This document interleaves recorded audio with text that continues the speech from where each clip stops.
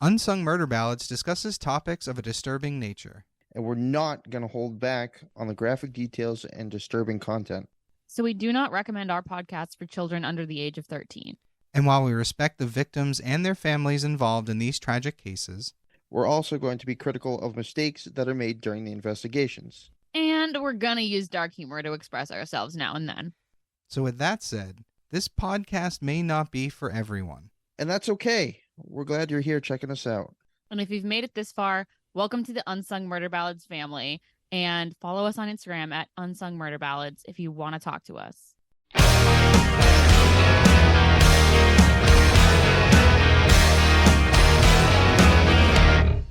Hey everybody, welcome back to Unsung Murder Ballads. This is episode 142. I am Janus Dead. I'm Jameson Dead. And I'm Joyous Dead. And I may have actually gotten that wrong. I think this is episode 143, but, we'll roll with it. I'm so bad at this. Point, who can count? Exactly. I mean, like I said before, I used to have the map right above me, which I'm going to move all my equipment back into that room soon now that the temperatures are going down. But we'll see how that goes. So tonight we have a case that I'm going to give you the teaser first. We've talked about it before, but I know, Joyous, you never really remember what we talk about in passing. So that's so right. I never do. And that's the beauty of ADHD. Well, you get to experience things so many times. One of these days, I'm going to do an episode a second time just to see how long it takes you to catch it. If I notice. Like an April Fool's Day. Oh, that's good. All right, so here's your teaser, okay? So police had a killer and rapist in custody and were trying to get everything they needed to convict him at trial. They were interviewing this killer's wife. Now, she not only knew what he had been doing, but she had spoken about how much he terrified her and how she was so afraid of him that she was forced to help him. Ooh. He had beaten her. And there were hospital visits that backed that up. Oof. So she agreed to testify for police, but only under the condition that she would be given immunity for her forced role in these murders. Now, police wanted him down, so they agreed to this. And this decision would come back and bite them in the ass when later they would find and watch video recordings of what had been done to the victims and how the killer's wife was a willing participant. Oof. This is the case of Paul Bernardo and Karla Homolka, a.k.a. the Ken and Barbie killers. I gotta say, this one's reminding me of a Black Mirror episode as well. Really? Which one? Oh, what was it called? It's the one where they were in, like, Ireland, ? Scotland, ? And they were a couple. And there was, like... They were killers? Yeah, the couple goes missing. I can't remember that. Was that in the new season? Because I haven't watched all of the new season yet. Oh, like the last season. It was like a couple goes missing, and then a guy finds out that it was his parents who like tortured and murdered them because he's like investigating it. It's crazy. That's maybe that's not one that I've watched yet. That's interesting because I've only watched the first 3 episodes of the new season. So that's weird. It's not the new season. It's one of the older ones, but Oh, then I definitely have seen it. Unless it's that one where you have to choose your own. I never watched that one. No, not that one. Yeah, what was I'll get back to you. Okay, we'll figure that out. So let's dive into this. Karla Homolka was just 17 years old when she met Paul Bernardo. He was 23 and working as an accountant, and she had been just sitting in the lobby of a hotel in Toronto in her pajamas, just grabbing a late-night snack when Bernardo and his friend walked in. Homolka and one of her friends were in town for, of all things, a pet store convention. What? Pet store convention? Right? That's odd. Homolka had worked part-time at a pet store, so that's what they sent her to this, which, again, that's so Canadian that it's kind of funny. It's adorable. I love it. So Bernardo and his friend walked in, and immediately Karla Homolka and Paul Bernardo were drawn to each other. In fact, they ended up sleeping together that first night that they met in her hotel room. Dang, what a meet cute. Wow. That's a little extreme, yeah. And from that point forward, Homolka and Bernardo were a couple. Homolka was a doting girlfriend, completely head over heels for him. He was older and successful, a college graduate with a promising future. Bernardo, for his part, treated Karla Homolka like a princess. He took her to fancy dinners, he gave her expensive gifts, and he made a 2-hour drive every weekend to visit her at her parents' house. Damn. Wow. Now, her parents thought that their daughter had found a nice boy to settle down with. Yeah, but like so many relationships we discuss here, those around them didn't see the entire situation. Now, Bernardo and Homolka both had wild sexual fantasies. His more so than hers, but she indulged him anyway. She vibed with it. Right, exactly. For the most part, she had no real issues. Just 4 months after they began dating, Bernardo asked Homolka to pose for explicit Polaroids, and she agreed. Pretty tame so far. But for those who don't know, a Polaroid... Yeah, Polaroids back in the analog age when Yeah. we couldn't email our nipples to people. I was going to say, for those who don't know, a Polaroid, you take the photo and it spits the photo out and it takes a couple seconds to develop. That was the thing back in the day. Right. I think Oh, that's still the thing. People still love that shit. I was going to say, I think there is still a modern, updated version of it, but I don't know because I just use my phone. Oh, like the vintage kids are into like getting the vintage ones, and they still make them. Oh, well, that's cool. I didn't realize that. Must be expensive as hell for the film. Oh no, my not God. even. Really? Yeah. All right. Because they cool. still make new ones, and those ones are pretty cheap. All right, I'll have to look into it. Not that I need one, but it's kind of cool. I like it. Has anyone ever needed a Polaroid camera? I feel like that's for fun. Well, I was going to say, like, I've met celebrities that have used them at the tables where they sign their autographs so that you can get, like, a photo that's with them. fun. Yeah, so I thought that was pretty cool. So in one of these photos, Bernardo has ropes wrapped tightly around Homolka's neck and is holding... Ooh, not the neck! And is holding a knife to the side of her head. Now, that's horrifying. Now, every time that she acquiesced to one of his fantasies, he escalated things. Ooh, the next time. SAT word. Let's go acquiesce. Hey, come on. I want to sound at least somewhat educated here. Listen, you are educated, and I'm living for it. Anyway, there was one fantasy that unfortunately Karla Homolka could not make happen for Paul Bernardo. You see, Bernardo was disappointed that he was not her first sexual partner. He had wanted a virgin, and she obviously gross. She obviously couldn't make that happen for him. However, Paul Bernardo had his eyes set on an alternative option. Oh, I hate where this is going. You absolutely should, because it's going to get fucking disgusting. Ugh. From the very beginning of his relationship with Karla Homolka, Paul Bernardo became obsessed with her little sister, Tammy. Oh, no. No, not the sister. When they first started dating, Tammy was only 12 years old. Gross. Now, understand, Bernardo is not keeping his perverse inclination a secret from Karla Homolka. Oh, that's so much worse. He would sneak into Tammy's room and masturbate on her pillow while she slept. Gross. Oh my fucking God. Other times, he would have Homolka, Karla, dress in Tammy's clothes while they would have sex in Tammy's bed. Oh. Yeah. Fucking nasty. Yeah. Other times, when he couldn't act out his fantasies in Tammy's room, Bernardo would often stare at a photo of Tammy while he had sex with Karla. What the shit is going on right now? I don't know, but I'll tell you, codependence on the part of Karla Homolka right now is fucking through the roof. What is happening with her? Disgusting. It's crazy. It's absolutely batshit crazy. And just like every other killer we discuss, everything escalates. Eventually, simply taking Polaroid photos of Karla Homolka and presumably Tammy wasn't enough, and Bernardo graduated to videotaping everything. Oh.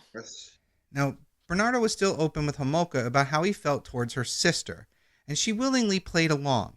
But after a while, his obsession started to cause problems between the two of them. I sure fucking hope so. It should have caused a problem the moment he first said the words, personally. But here we are. Here we are. The problem was that the longer it went from, like, it was just a fantasy, and he felt that it was less satisfying for him to have to fake it. It's always how these things go. And years had gone by at this point, and he wanted the real thing. Gross. And what I mean by that, for those not smart enough to figure it out, is that Paul Bernardo wanted to take Tammy's virginity. Ugh. Now, by this time, Bernardo and Homolka, Karla Homolka, are engaged. And they're living together. Gross. And they're living together in the family home, the Homolka family home. This means that Bernardo's seeing a lot more of Tammy. And he's talking about his desires all the time. Gross. And eventually, Karla Homolka gave in to him. She agreed to offer him up her then 15-year-old sister's virginity. Oh my God, That is that's so wrong. fucking nasty. What I don't understand is, how does someone offer up someone else's virginity like that? It's not yours to give. It sounds like it's obviously going to be sexual assault, and she's just saying, "Yeah, honey, go ahead and rape my sister." Right, that's what I'm saying. Like, it's so fucking twisted. Now, Homolka would later testify and say, quote, "He said he would wear a condom, that no one would get hurt, and Tammy would never know about it," unquote. No. What? Oh, that's how he's. Oh. So on the night of December 23rd, 1990, while the Homolka's mother, father, and older sister slept upstairs, Bernardo, Karla Homolka, and Tammy stayed up to watch a movie. Tammy was drinking eggnog, and some reports have stated that it had alcohol in it and that she was aware that there was some alcohol in it, but I'm not 100% sure if she knew about the alcohol. However, Karla Homolka had crushed up a drug called Halcyon, which is a powerful sedative, and she had added it to Tammy's drink. Ugh. But Karla felt that Halcyon and alcohol alone might not be enough to ensure that Tammy would stay unconscious. So So in addition to drugging her, Karla also soaked a cloth in halothane, which is a general anesthesiac, essentially what doctors might give you to put you under for surgery. Where the fuck is she getting this shit? Literally my next line. She was okay. Slay. Remember, she works at a pet store. She's working as a veterinarian assistant, which gives her access to various medications. Yes. So once Tammy was unconscious, they set up Bernardo's video camera and began their assault. Fucked. Oh, and they're taping it. At one point during the assault, food and alcohol in Tammy's stomach didn't mix well with the alcohol and the sedatives she'd been given, and that caused her to get sick and vomit. Tammy then became unresponsive. Oh, shit. So the two tried to revive her by using CPR, and when that didn't work, they decided they would stage the scene rather than call for professional help. Are you kidding? What? So Paul Bernardo and Karla Homolka dressed Tammy, because they had undressed her at this point, and they carried her up to her bedroom. Karla then flushed all the drugs and hid the other supplies, and it was only then that they called 911, or whatever the Canadian equivalent is, because this is also taking place in Canada. So when first responders arrived, it was 1:25 a.m. on Christmas Eve, and it was clear that Tammy was already dead. There was absolutely nothing anybody can do, but first responders looked at the scene and things didn't quite seem right. For instance, there were these large red burn marks around Tammy's nose, mouth, and cheeks, as in severe burns, like acid burns. From the sedative, I'm sure. From the cloth, the wet cloth that she held over her face. Ugh. So when asked, because they sit there and they question Bernardo and Homolka about this and the rest of the whole Homolka family. And what they said was those burn marks were likely from where maybe because they had dragged Tammy through from one room to the other to get better lighting, and maybe her face dragged upon the carpet. That was their answer. What kind of bullshit story is that? That's what they gave the first responders. Desperation. Oh, dear God. So, obviously, everyone's suspicious of this story, and police did take a look into Karla and Paul Bernardo, but the two didn't fit the picture of deviant killers. They were this picture-perfect young couple, and this was Karla's sister. So everyone came to the conclusion that this was just a horrible accident. There was horribly accidentally took a roofie. It was this horrible accident that happened. Yeah, I just found a roofie and took it. Right, yeah, she must Crazy have. how that works, she just swallows shit, right? So right. There was a full autopsy performed after Tammy's death, and the pathologist concluded that the burn marks must have been from the acidity from her vomiting. I guess, in theory, that could be something. Now, for the Homolka family, Tammy's death was a terrible tragedy. But for Paul Bernardo and Karla Homolka, it was a shift in their relationship and a new pattern. One where Bernardo's fantasies were to start becoming reality. After Tammy's... I can't believe they didn't stop here. That's crazy. Yeah, we're not that far in. After Tammy's death, the Homolka's parents and older sister went away to try to make sense of their youngest daughter's death. But Bernardo and Homolka didn't join them. They stayed behind in all those same things that they had done before, dressing up in Tammy's clothing and holding a photo of Tammy while they had sex. All those things continued. Ew, of her dead sister? It's so fucked up. With Tammy gone, though, Bernardo needed a new way to satisfy his increasing urges, and he and Homolka knew what they had to do. On the weekend of January 12th, with Homolka's parents and older sister out of the house, Bernardo went out and picked up a 16-year-old girl and brought her back to the Homolka home where he raped her. What? Oh, God. The entire time, Karla Homolka was hiding behind the drapes watching. Oh. Ew. By February of 1991, 5 weeks after Tammy's death, Bernardo and Homolka were asked to leave the Homolka home.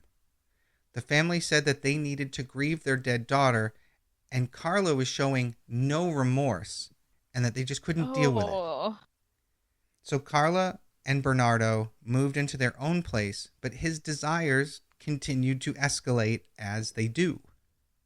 Homolka was, at the time, 21 years old, and Bernardo needed quote-unquote younger women. Ugh. Just nauseating. To ensure that he got his way and that Homolka continued to cooperate, he began blaming her for Tammy's death, saying that she was the one that administered the drugs, so she had to be responsible. And Bernardo complained that because of her actions, Tammy wasn't around anymore for him to enjoy sexually. If you can believe this shit. Twisted. That's insane. This is the worst case of gaslighting ever. Oh, yeah. So when Homolka got to thinking, if she was going to keep her man happy, she needed to do something extreme. So on June 6, 1991, she invited a 15-year-old girl over that she had befriended at work. Homolka and this girl spent hours together drinking, talking, and laughing. But, of course, Homolka spiked the girl's drink with a sedative. She then called Bernardo, who was out that night, to tell him that she had a surprise waiting for him. Ugh. And just as they had done with Tammy, they videotaped themselves raping this girl. Now, whoa. Homolka had learned from her last experience, and the next day, the girl woke up. She was still sick and groggy and sore, but she had no idea what happened to her. But instead of satisfying Bernardo's urges, this assault seemed to just fuel his appetite, right? So they let this girl go. She has no idea what happened to her, but now he wants it even more. He's never going to be satisfied. Well, that's the problem with these type of crimes. They always escalate. So just 1 week later, Bernardo was prowling around the streets late at night, and he came upon a 14-year-old girl named Leslie Mahaffey as she was sitting on a picnic bench in her own backyard. Now, she was sitting outside in her yard at 2:30 in the morning, as one does, I guess. And she Sure. was... Well, the reason she was out there is she's several hours late for her curfew. And when she arrived home, her parents had decided to punish her by locking the door. I'm sure they regretted that. Well, exactly. Yeah. She couldn't get in, and she was afraid to wake them in the middle of the night and make them even more angry. And she was literally sitting there trying to come up with her whatever options she might have when Paul Bernardo literally comes out of the bushes. Ugh. Now, Bernardo at this point in time, he's 26 and he's handsome, but he looks younger than 26. And he's really good looking, so he looks pretty harmless overall. So she asks him what he's doing there, and he tells her that he's burglarizing homes. He's just says it, right? And she's like... Well, as a teenager, someone might be impressed by that. Exactly. And she's like, rock on, and she bums a cigarette off of him. So he's like... right? She's like, can I get a cigarette? And he's like, well, I have some, but they're in my car. And Leslie unfortunately follows him there. So she sat in the front seat with him, but in a moment, Bernardo pulled a knife and ordered her into the back seat of the car. He threw a blanket over her so that she wouldn't be seen and told her that if she listened to and did what he said, she would be just fine. He then drove 35 long minutes to his home where Karla Homolka was waiting. When they got Leslie inside, Bernardo set up the video camera and began what would be a 24-hour sexual assault and torture of a 14-year-old girl. Oh my God. Oh my God. Yeah. Now, Karla Homolka... That's awful. Karla Homolka this time didn't just hide behind a curtain and watch it all happen. She sometimes held the camera while Bernardo raped the girl. And she herself sometimes participated in the assault on this girl. Oh. What? And later on, she's going to say, she was scared, so she had to do it. Fucked. Yep. At other times, Karla went downstairs and read a book while Paul Bernardo's upstairs assaulting this girl. Ugh. That's not okay. In the very early morning hours of June 16th, Bernardo and Homolka realized that they had a big problem. It was Father's Day, and Homolka's parents were supposed to be coming over for dinner. So they had to do something about Leslie. And this isn't like the other girl who they drugged up to the point where she couldn't remember what happened. So they weren't sure that they could release her. She might be able to identify him. Ultimately, they decided the risk was too great to just let the girl walk away. Leslie was strangled to death with a black electrical cord, and Paul Bernardo hid her body in a cold corner in their basement, and then the two went to sleep. Oh, wow. That's cold. The next day, Homolka's parents came over, and they did their Father's Day dinner. The next day, while Karla Homolka worked, Bernardo cut Leslie's body into 10 pieces and encased each piece in cement. Holy hell. That's strange. There's something awfully calculated about that. And then the day after that, he loaded the blocks of concrete into the trunk of his car. He picked up Homolka from work, and they drove to Lake Gibson, where they tossed the blocks into the water. But the two had other things they were thinking about, because they had a wedding coming up just 10 days away, so they had shit to do. Oh my God. Fucking have the nuts. time to do this, please. Here you are planning a wedding, but hey, let's abduct, murder, and oh my God. So 10 days later, on July 29th, the day Paul Bernardo and Karla Homolka tied the knot, was also the day that Leslie's remains were discovered. So someone found these blocks of cement and realized somehow what was inside them, which means he didn't do a very good job, just saying. Yeah. But as picture perfect as the Homolka Bernardo pictures were at their wedding, that day was far from perfect for Karla, because it didn't go at all like she planned. That night, her husband told her that he had been keeping a secret from her.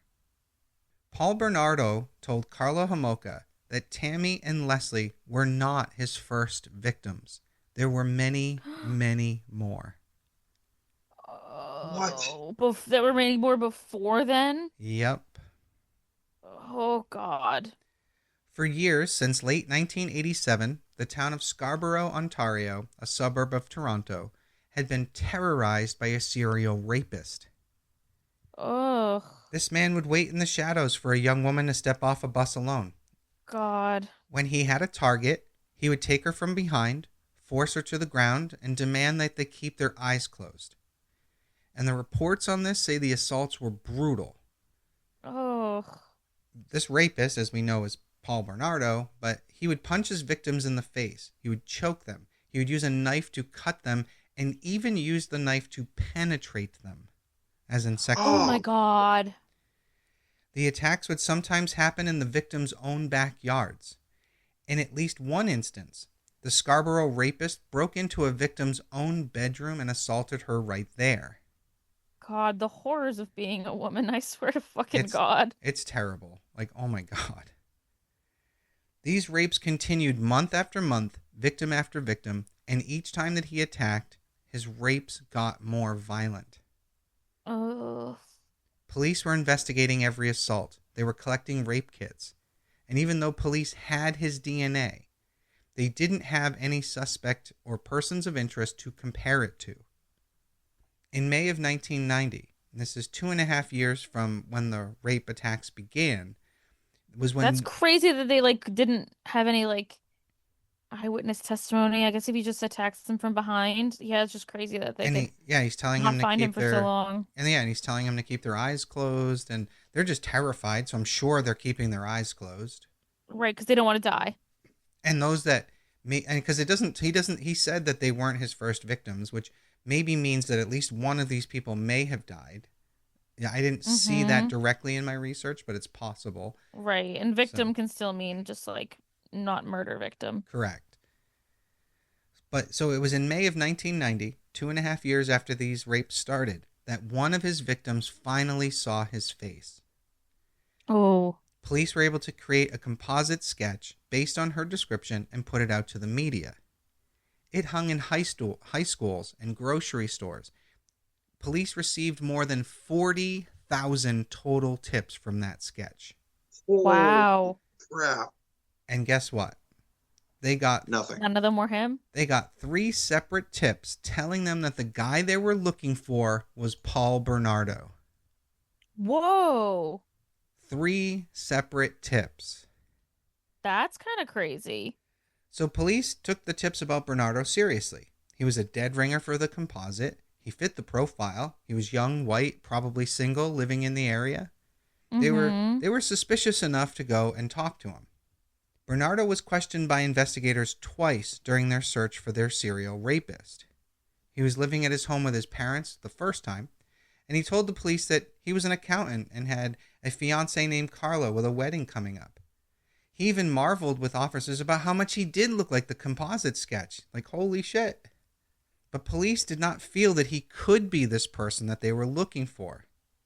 They just felt, there's no way this guy is doing this. He's too nice. He's too charming. That's how they get away with it. Yeah.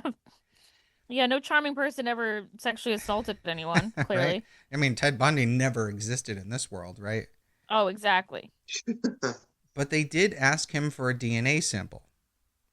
Now, Paul Bernardo willingly provided one, and they took samples of his hair, his blood, and his saliva. And they sent it off to the lab. But you have to think about the sheer number of potential suspects that the police are looking at and how long that wait time is to get things like that back when you have such a large number of samples. Sure. So while they waited, Paul Bernardo, with Karla Homolka by his side, had raped and killed Tammy Homolka, her sister, had assaulted a Jane Doe, kidnapped, raped, and killed Leslie Mahaffrey, and encased her remains in concrete to be dropped into a lake. Paul Bernardo continued to prowl the streets, stalking and violently assaulting young women in the area, because he was not done yet. Just so how horrifying to be just a young woman in this community right now, just knowing that you can't go anywhere. Yeah, just stepping off a bus alone. Safe. Yeah, you're not safe anywhere. I mean, to be honest, that's true everywhere all the time. It is, but I guess there's some places that you get to feel safe. Right. And that's Because in theory, this isn't happening. But when you know there's something happening in your community, there's someone prowling. Just the terror. I agree. And it's there that whole phrase of ignorance is bliss is really true, because the more we learn here, the less any of us should feel safe. No matter where you are. Truly. So on April 16th, just before Easter weekend, Paul Bernardo decided that he had waited long enough and he needed another girl, another virgin specifically, and he knew where he wanted to go.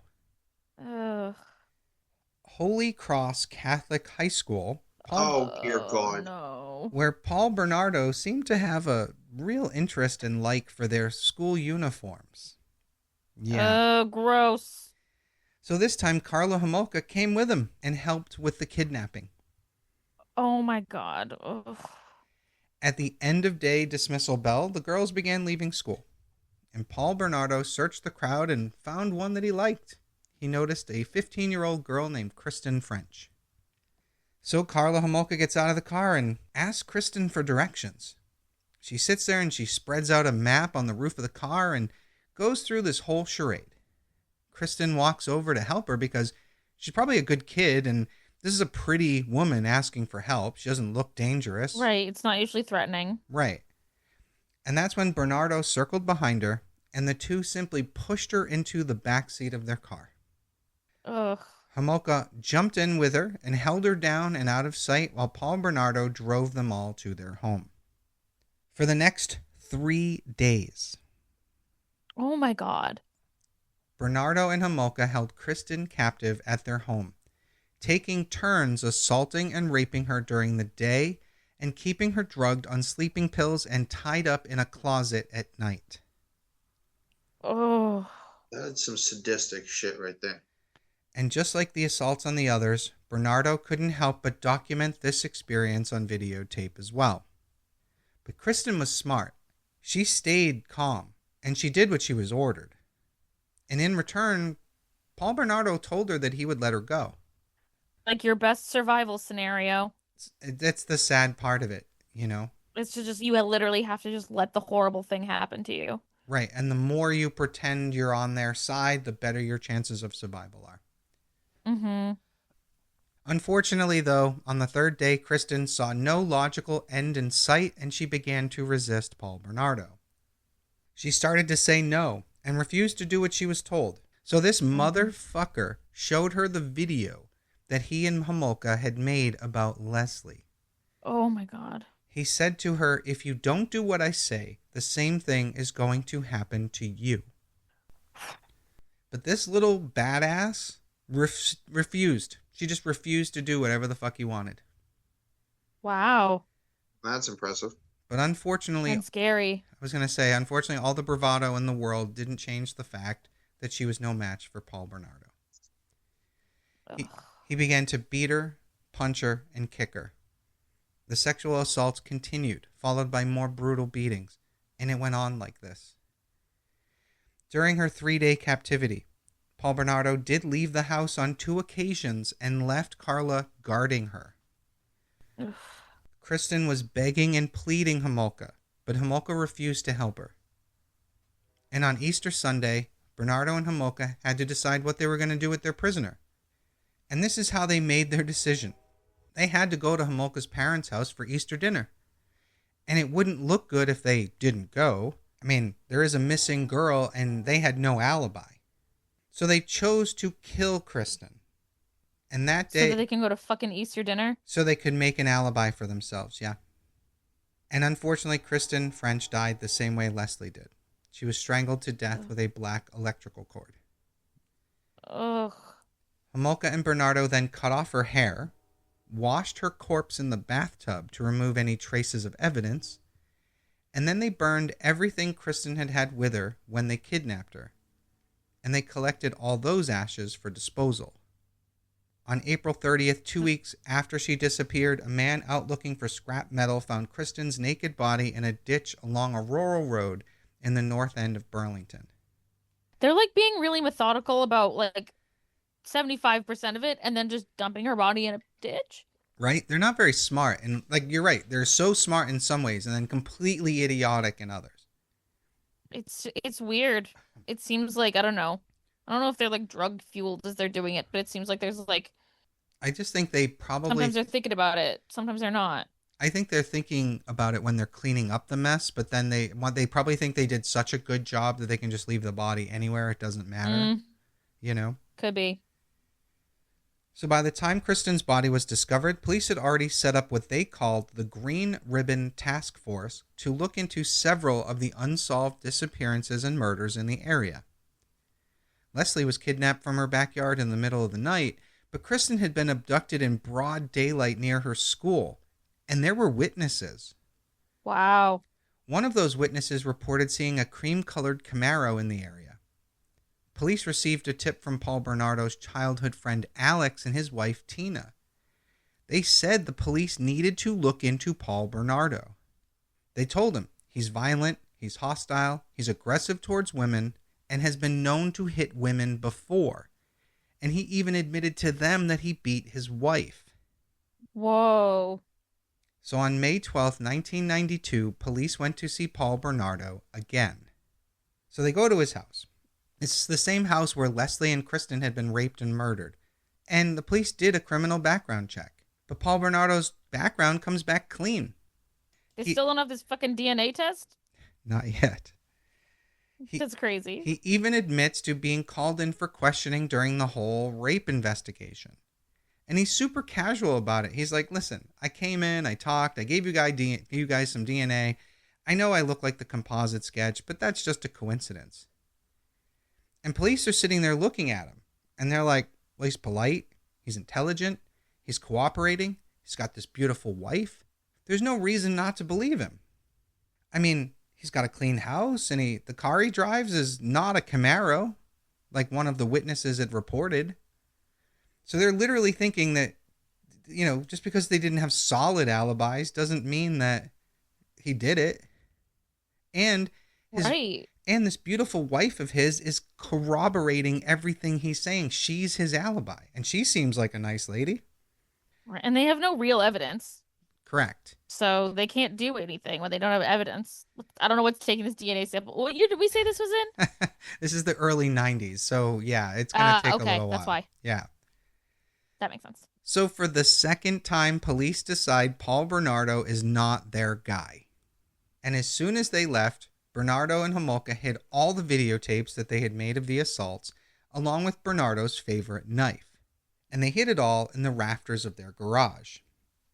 Now, Bernardo told Homolka that if they come back, that she had to destroy all of it. And for another 8 months, Bernardo and Homolka's lives just went on. During this time, he continued to stalk and rape women. And together, they hired sex workers to help meet Bernardo's needs in the bedroom. And sometimes he I hope those aren't children. Well, who knows? Ugh. That's the sad part of that particular lifestyle. Yeah. And sometimes he even took Homolka with him in the car to point out women that he was stalking. And he would have her perform oral sex on her while he watched these other women. Oh. Wow. I don't get it. I'm sorry. I don't care how much you love someone.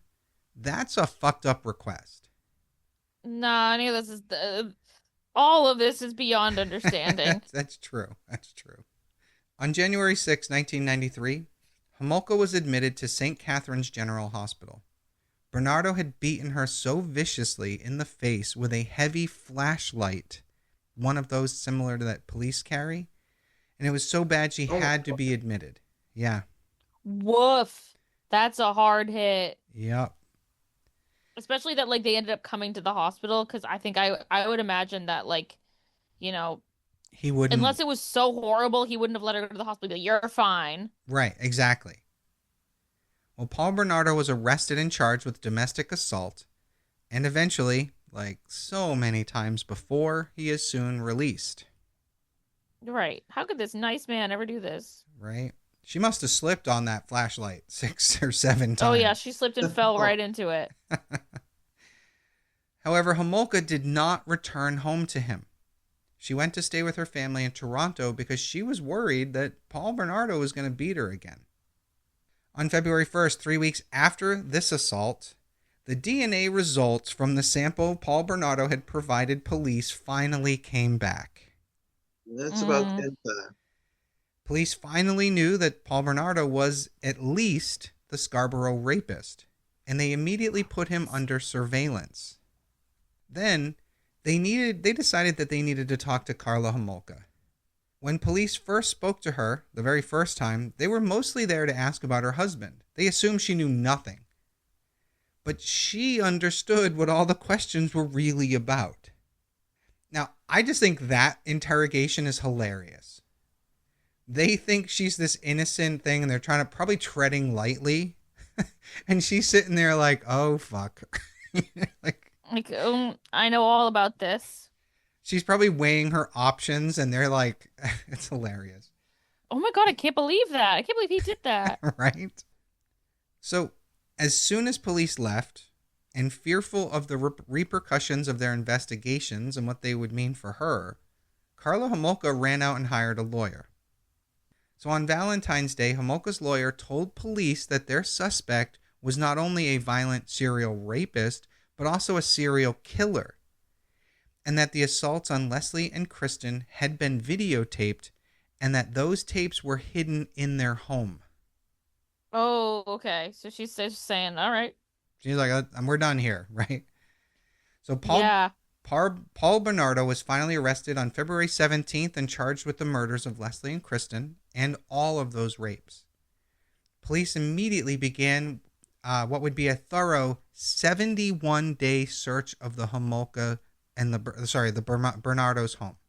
Forgot they were married, so I'm still calling her Homolka, but I guess technically they're both Bernardos at this point. Yeah, true. So when I say they did a thorough search, I'm literally talking like they tore out sections of walls, drilled holes in the floor, ripped out plumbing, tore up carpets. It was absolute chaos. Whoa. But they only found one videotape. And this was an edited 2-minute clip of Bernardo and Homolka sexually assaulting an unconscious teenage girl, which was a Jane Doe. Oh. Yeah. So using this, police were able to actually track her down and were able to get her story. Now, without the rest of the tapes, police had no real physical evidence tying Paul Bernardo to the murders. And they needed to get him, and they thought the best way to do so was through his wife, Karla Homolka. She was willing to talk and tell her story on the stand and testify against her husband. With few options and time running out, they talked to her lawyer, and a decision was quickly made. And in mid-May of 1993, after weeks of negotiations, they finally came to a deal. Karla told them about Tammy's death and how Bernardo kidnapped Leslie in the backyard of her home, and how that they, together, had kidnapped Kristen in broad daylight. She also told police how Bernardo used these girls as sex slaves before he strangled them to death. And she also sprinkles in the years that she had suffered mental and physical abuse at his hands. She said that she was in isolation and that he used threats, humiliation, and as she described it, she was basically a battered wife who was forced to participate in her husband's crimes, and that she lived in fear of him every single day. Which may have been at least partly true. Could have, but... A little hard to believe when you had a million options to call police yourself in those situations. 100%. Especially when you're in the hospital after getting beaten with a fucking flashlight. Yeah, I know sympathy. Oh, I have no sympathy for her at all. Fuck her. In exchange for testifying against her husband, Homolka pled guilty to 2 counts of manslaughter for the deaths of Leslie Mahaffrey and Kristen French, and she got a 10-year sentence. Yeah. Damn. And they also only added 2 additional years for her role in her sister Tammy's death. That's it? That's it. That's insane. But understand, as far as they know at this point, she was just another victim. They haven't found those tapes yet. Oh, true. They don't know. So what police didn't know until they finalized her plea agreement was that despite their thorough search, that 70-plus day search, they had missed something significant. Hidden inside a light fixture in the master bedroom was a stash of 6 videotapes. Tapes that clearly showed the rape and torture of Leslie, Kristen, Tammy, and this Jane Doe. And they showed that Karla Homolka played a very active role in every single one of these assaults. Ugh. Now, wouldn't you think that would be a pretty routine thing to check if you're an investigator? Dude, the police have botched so many things here. Nothing surprises me. Yeah. So on May 6th, and this is just after the 70-plus day search, Bernardo's lawyer and 2 of his colleagues entered the Bernardo home and, with Bernardo on the phone, led them straight to where those tapes were hidden. Bernardo's written instructions to his lawyers were to get the tapes, but not watch them. And this lawyer didn't watch them, at least not right away. This dude literally left these tapes in his office for 17 months. What? Yeah. What the fuck? Those tapes sat there the whole time while Karla got her plea deal. And as soon as this lawyer finally did watch the tapes, he knew he fucked up. Because there are legal, No kidding. there are legal consequences, right? Absolutely. So this lawyer ended up resigning from the case before Bernardo went on trial. And the tapes did make it to police and prosecutors eventually. And he was charged with obstruction of justice, the lawyer, and possession of child pornography, and was tried in court but ultimately acquitted. So I guess for he didn't know he had child pornography. That's true. But you're representing a guy who's, you know, indicted for child rape charges and murder. You're not going to watch you these deserve tapes. punishment, but like the child porn charge doesn't make sense. I don't know. I think if you're asked by this guy to get videotapes and you know about the other one they did find, you have to kind of know what's on these tapes. Fair enough. So I kind of see it. I don't think he should have ended up like a registered sex offender. You know what I mean? But he should have. He should have known better. You know, a reasonable person would have figured out what was on those tapes. That's just my take on it. So in May of 1995, Paul Bernardo's murder trial finally began, and it was a circus. People were lined up around the block to get a seat in the public courthouse. The trial began with viewing some of these videotapes. Awful. So, additionally, everyone in the court heard directly from Karla Homolka, who talked about years of mental and physical abuse at the hands of her husband, yet everyone had to sit there and watch with their own eyes as she enthusiastically participated in these rapes. Awful. Fucking crazy. For his part, Paul Bernardo ended up admitting to raping many, many women, Kristen and Leslie included. He told the courtroom that he had problems with his sexuality and that he was going to seek professional help. Yeah, okay. Wow, revolutionary. Great. So glad you're looking forward to the future. That's fine. Oh, you're going to need some help? Oh, then everything will be fine. But he refused to admit that he killed anyone, which is crazy. That is crazy. Of course. He insisted that both girls were killed under Karla Homolka's supervision. Apparently it's not. Yeah, apparently the murders aren't actually on the tapes, just the sexual assaults. Paul Bernardo was found guilty of 2 counts each of first-degree murder, among other charges, and sentenced to life in prison. Now, Karla Homolka would only serve 12 years for her role, which obviously frustrated many. Police and prosecutors are still taking heat to this day for that plea agreement that they made. Yeah, it was a major fuck-up. Oh, absolutely. Karla Homolka was released from prison in 2005.